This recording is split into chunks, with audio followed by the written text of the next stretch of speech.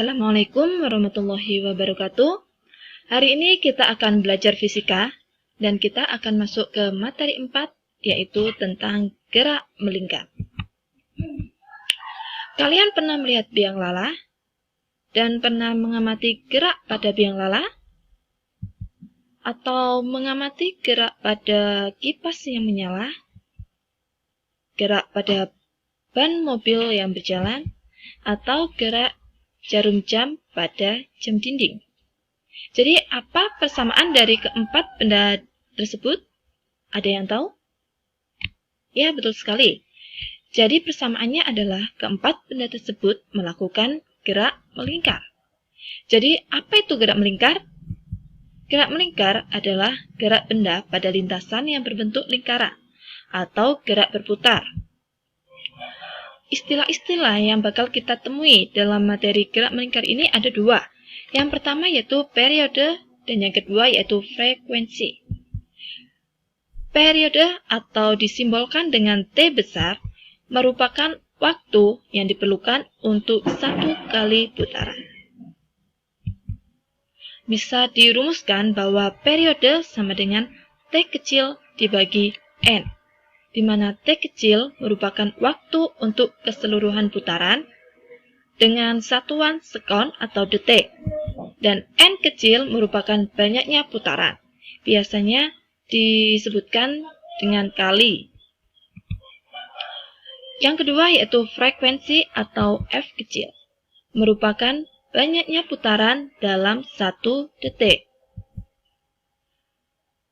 Bisa dirumuskan F kecil sama dengan N per T.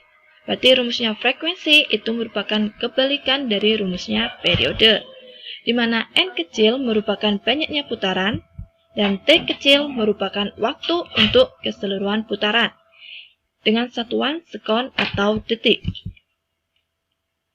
Sebagai contoh, bisa kalian lihat pada gambar. Roda sepeda angin berputar sebanyak 30 kali dalam 1 menit. Berapakah periode dan frekuensi roda tersebut? Berarti kita mau menghitung periode, yaitu waktu yang dibutuhkan untuk satu kali putaran, dan frekuensi, yaitu banyaknya putaran dalam 1 detik. Langkah yang pertama, kita harus menentukan dulu.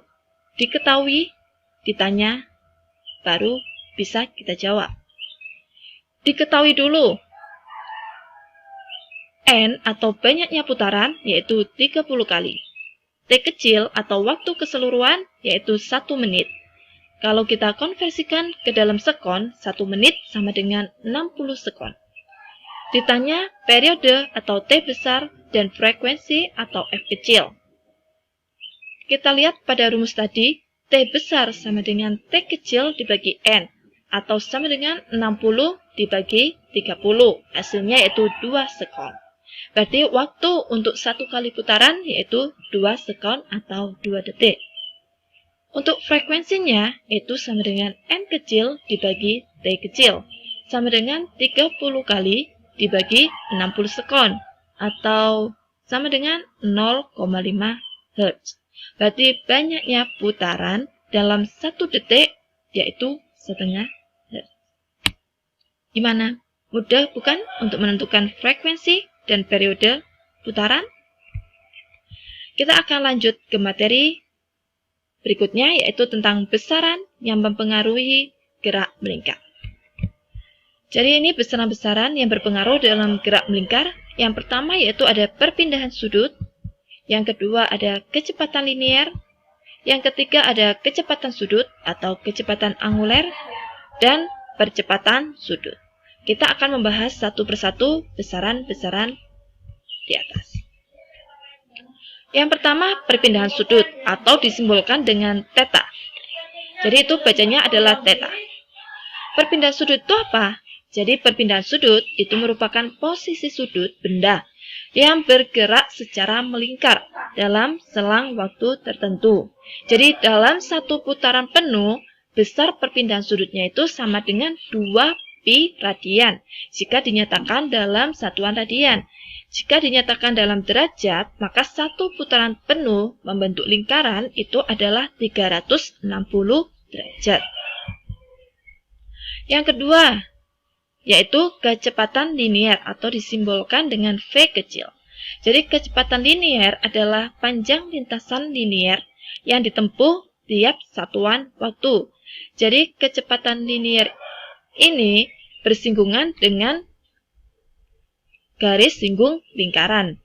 Jadi kecepatan linier atau kelajuan linier itu bisa dirumuskan dengan V kecil sama dengan 2pi R dibagi T, di mana R kecil menunjukkan jari-jari lintasan dan T besar menunjukkan periode. Ini contoh soalnya. Diketahui periode benda yang bergerak melingkar beraturan adalah 0,5 sekon. Jika jari-jari putaran 0,6 meter, maka berapakah kecepatan linier benda tersebut? Langkah pertama untuk mengerjakan soal cerita, kita harus tahu dulu yang diketahui. Jadi yang diketahui yaitu periode sama dengan 0,5 sekon, kemudian jari-jari putaran atau disimbolkan dengan R sama dengan 0,6 meter. Yang ditanya yaitu kecepatan linier atau V. Maka bisa kita masukkan rumus bahwa V sama dengan 2pi dikali R dibagi T. 2pi-nya tetap kita tulis sebagai pi dikali 0,6 sama dibagi 0,5. Hasilnya yaitu 2,4 pi meter per sekon.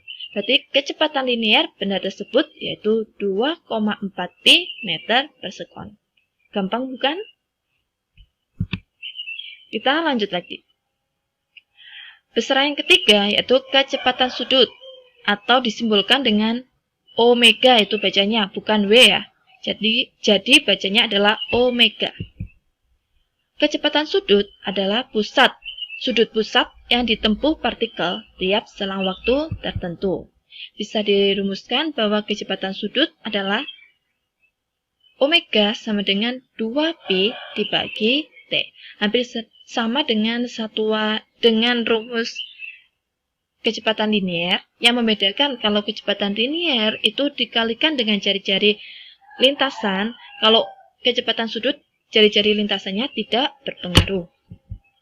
Contoh soalnya. Sebuah kincir angin bergerak melingkar dengan jari-jari 1 meter. Jika periodenya 0,5 sekon, maka kecepatan sudut kincir angin tersebut adalah. Jadi kita harus menentukan, diketahui dulu bahwa jari-jari lintasan yaitu 1 meter. Kita tulis R sama dengan 1 meter dan periodenya kita tulis T sama dengan 0,5 sekon. Yang ditanya yaitu kecepatan sudut atau omega. Kita tulis rumusnya omega sama dengan 2pi per T.